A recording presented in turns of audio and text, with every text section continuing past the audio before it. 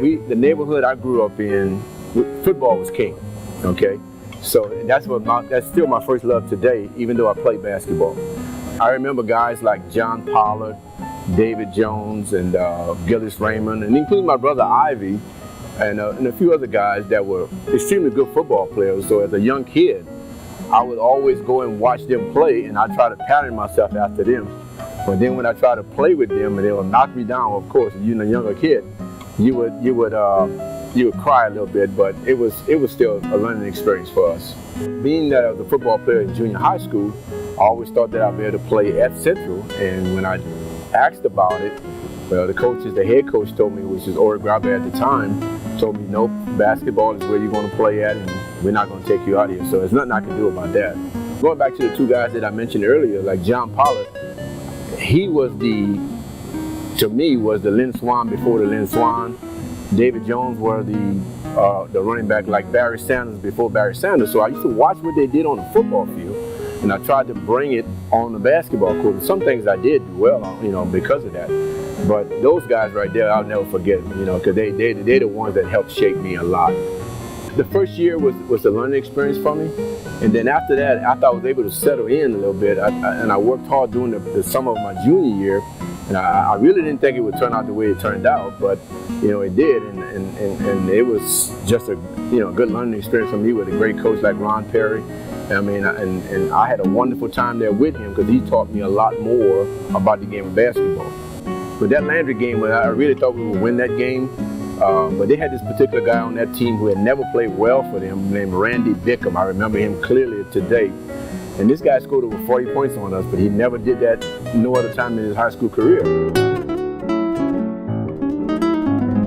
I didn't even know who Larry Wilson was, to be honest with you.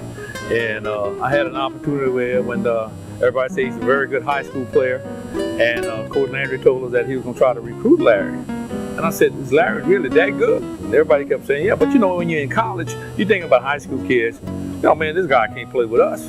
And then we started reading a little bit more, and so I said, Coach, to make a long story short, I said, this is the guy we really need. This is the guy we're looking for to fill in one spot. We need a shooter. And to help us out, that relieved a little of pressure off of me and Richard Polk that was there at the same time, At first I committed to LSU, and most of y'all know that. But for some reason or two, I just felt like, I wasn't really ready to go there. I mean, I love LSU today. I mean, that's one of my best schools. I think about it all the time. And Coach Dale Brown and I, we still talk every now and then. But Coach Landry, I remember him since the 7th grade, okay?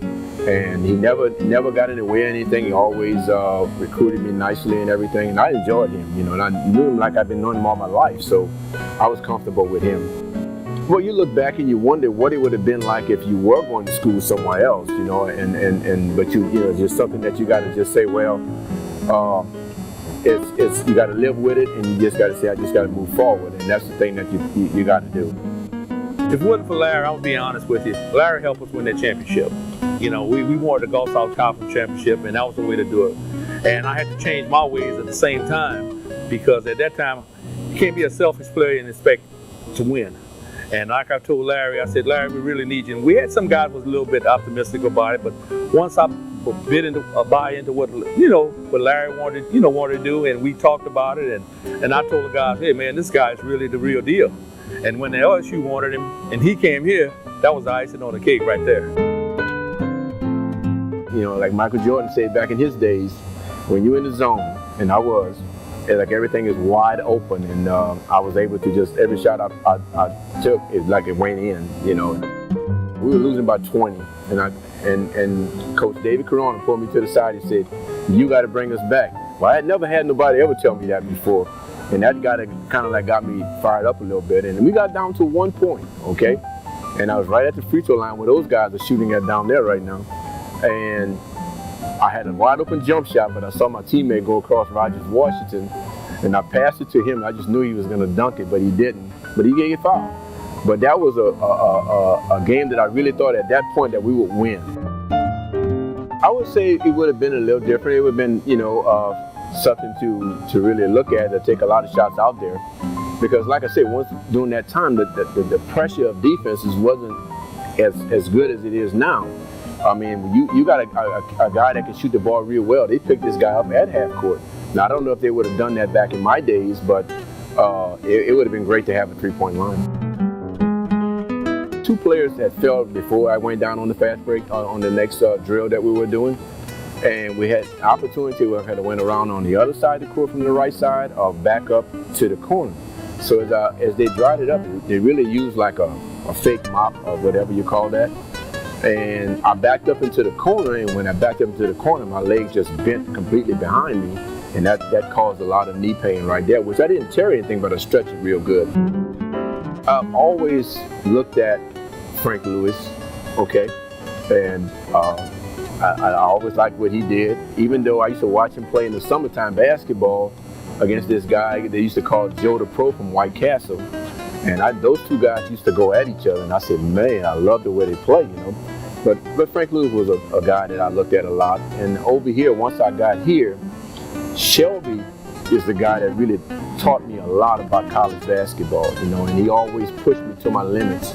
And that's why I have the deepest respect for him today, because everything I try to do, I make sure I ask him first, because he was like the bigger brother over, you know, of my basketball teams. I want to make sure I'm doing the right thing, you know.